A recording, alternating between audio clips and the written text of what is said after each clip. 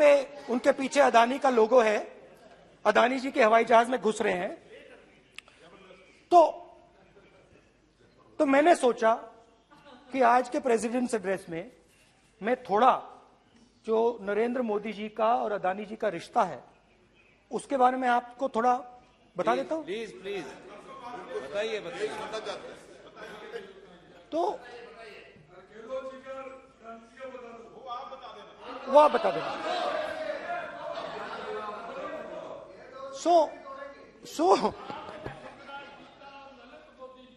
So the relationship begins many years ago when Narendra Modi ji was the Chief Minister of Gujarat. And when most of India's business was asking questions of the Prime Minister, was against the Prime Minister, one man stood shoulder to shoulder with the Prime Minister. He didn't back down. That's commendable. It's not a joke. He was loyal to the Prime Minister.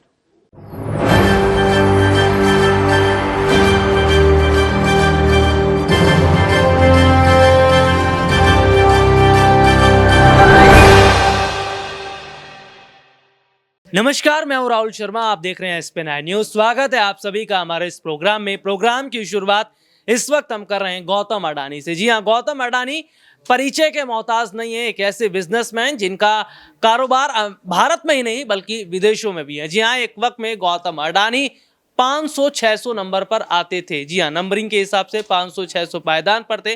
लेकिन 2014 के बाद देखने को मिलता है कि गौतम अडानी का स्थान दूसरे तीसरे पायदान पर आ जाता है। अमीरों की लिस्ट में दूसरे तीसरे पायदान पर अचानक गौतम अडानी कैसे पहुंच गए? क्या 2014 के बाद कोई मैजिक चला दिया मोदी सरकार ने? 2014 के बाद क्या गौतम अडानी के पास ऐसी कोई छड़ी थी कि देखते ही देखते दूसरे तीसरे पायदान पर आ गए?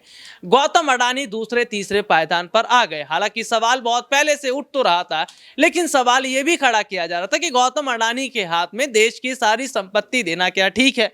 गौतम अडानी के हाथ में कुछ वक्त पहले सरकार ने तमाम जिम्मेदारियों को देकर जिस तरीके से विपक्षी पार्टियों को एक मुद्दा दे दिया और विपक्ष लगातार मुद्दा उठाता ही ना सिर्फ रहा था बल्कि सरकार से सवाल भी पूछ रहा था कि अगर गौतम अडानी की इस रफ्तार पर ब्रेक लग गए तो इसके साथ ही भारत का क्या होगा? जी हां, गौतम अडानी के पास क्या क्या है, गौतम अडानी के शेयर की क्या हालत है, मौजूदा समय में क्या कुछ कर रहे हैं गौतम अडानी और किस तरीके से गौतम अडानी के खिलाफ विपक्ष हमलावर है, इस पर लगातार बात करेंगे। लेकिन बात यह भी करेंगे कि क्या एक और जहां उत्तर प्रदेश के मुख्यमंत्री योगी आदित्यनाथ गौतम अडानी के प्रोजेक्ट को रद्द कर देते हैं तो दूसरी तरफ वित्त मंत्री निर्मला सीतारमण गौतम अडानी के समर्थन में चली आती हैं। देखिए, सबसे बड़ी बात अगर गौतम अडानी की बात करें, अडानी की कई कंपनियां काफी समय से चल रही थी, लेकिन इनके शेयर में लगातार भारी गिरावट के बाद देखने को मिला कि अडानी ग्रुप की हालत बहुत ज्यादा खराब हो गई।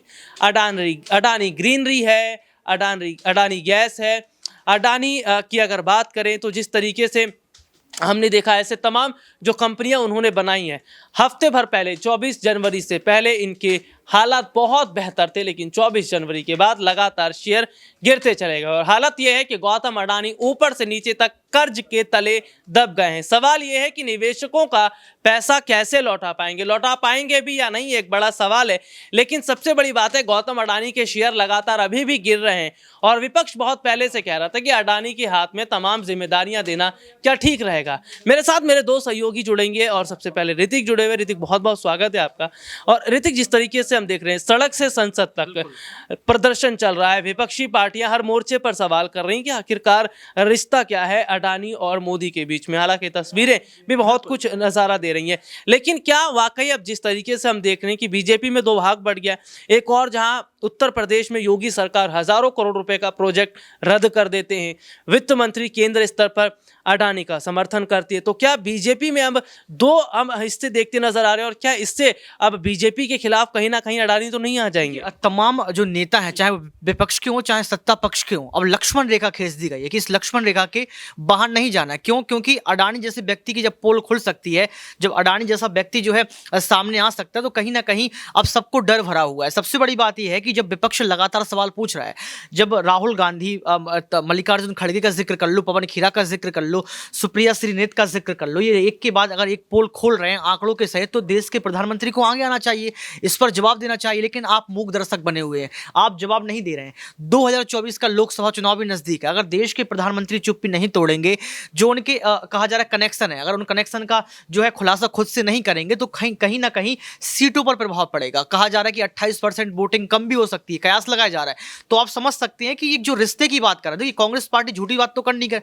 राहुल गांधी जब कल सदन में पहुंचते हैं, तस्वीरें वायरल करते हैं, बातों को बताते हैं, जैसा कि आपने जिक्र किया कि 500 या 600 नंबर पर वो आते थे, लेकिन तीसरे नंबर पर कैसे आ गए? 2014 के बाद से 2022 तक का अगर हम सफर की बात करें, तो 8 साल में अडानी ने ऐसा कौन सा बिजनेस खोल दिया कि आप इतने नंबर छलांग मार गए? और हिंडनबर्ग ने ऐसे ही खुलासा नहीं किया है। हिंडनबर्ग ने 2 साल तक रिसर्च किया है, और 2 साल पर रिसर्च करने के बाद आज जो इसका खुलासा किया है। और सबसे बड़ी बात यह कि अमेरिका की तमाम एजेंसियां हिंडनबर्ग पर भी रिसर्च कर रही हैं, ये ढूंढ रही हैं कि आखिर हिंडनबर्ग जो बात कहती है वो सच है कि नहीं। इसके बावजूद भी हिंडनबर्ग ने दावा ठोका कि आप हमारी बात को गलत साबित करके दिखाइए। अगर वो कह रहे हैं कि हमारी बात गलत है, तो आज सूची से 17वें नंबर पर क्यों है?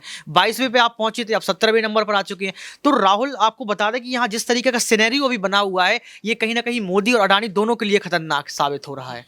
ऋतिक, एक और सवाल हम ये देख रहे हैं कि जिस तरीके से गौतम अडानी अभी फिलहाल चुप है, हालांकि गौतम अडानी का ये कहना है कि जो कर्ज है या जो तमाम तरह की जिस तरीके से हालत है उसको फिर से ठीक कर लिया जाएगा, लेकिन हम ये देख रहे हैं कि सरकार का सवाल गौतम अडानी से, लेकिन जवाब सरकार दे रही है। तो क्या वाकई कहीं ना कहीं खुद अपने आप सरकार मुहर लगा रही है? बिल्कुल सही बात है। ये इसलिए सही बात है कि जहां अडानी के कनेक्शन सामने आते हैं, तो निर्मला सीतारमण का जिक्र कर लो, देश के प्रधानमंत्री का जिक्र कर लो। सबसे बड़ी बात यह है कि अगर हम लोग यहाँ पर पवन खेरा की बात करें, तो पवन खेरा ने यह कहा है कि गौतम अडानी से पहले भी बहुत सारे लोग मिलने गए हैं, देश के प्रधानमंत्री पहले भी मिले हैं, यानी कि सीएम होते हुए दोनों मिले हैं।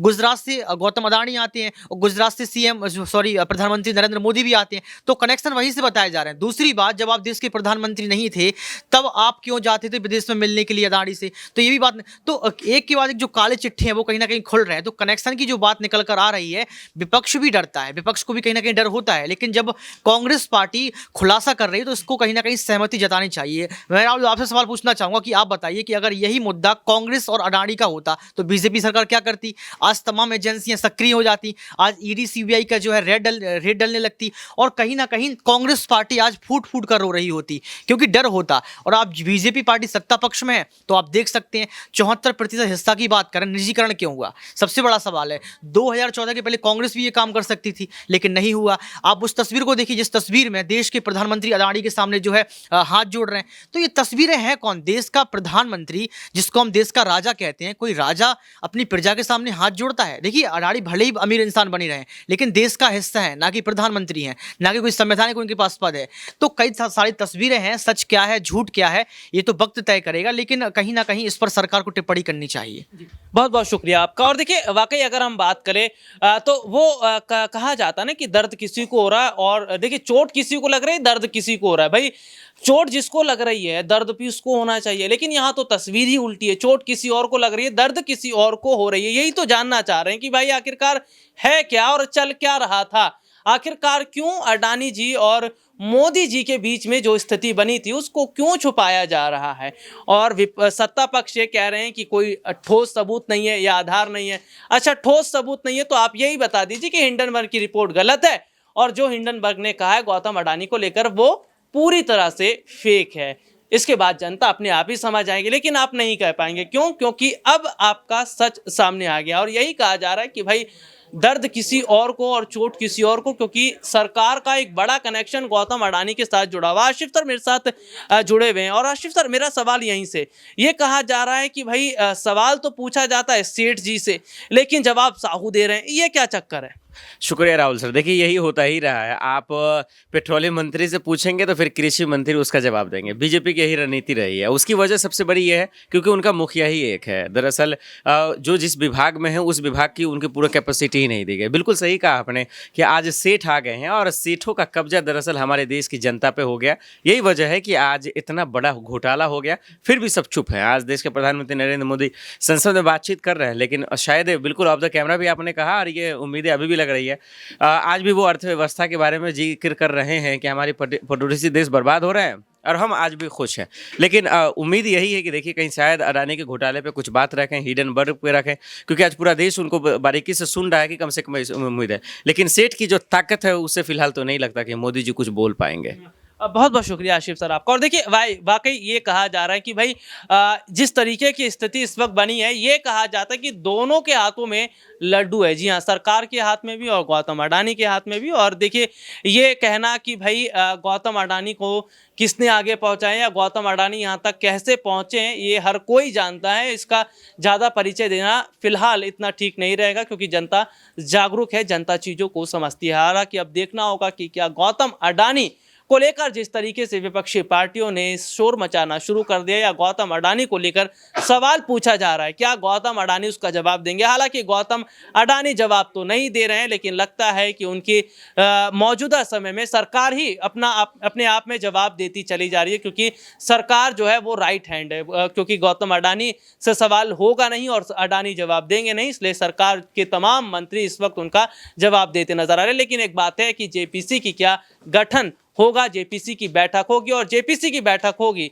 तो दोनों के बीच की जो मिलीभगत थी, क्या ये सच्चाई सामने आ ही जाएगी। और सच्चाई अगर सामने आई तो 2024 से पहले क्या वाकई अडानी साम्राज्य की तरह मोदी साम्राज्य भी ढह जाएगा।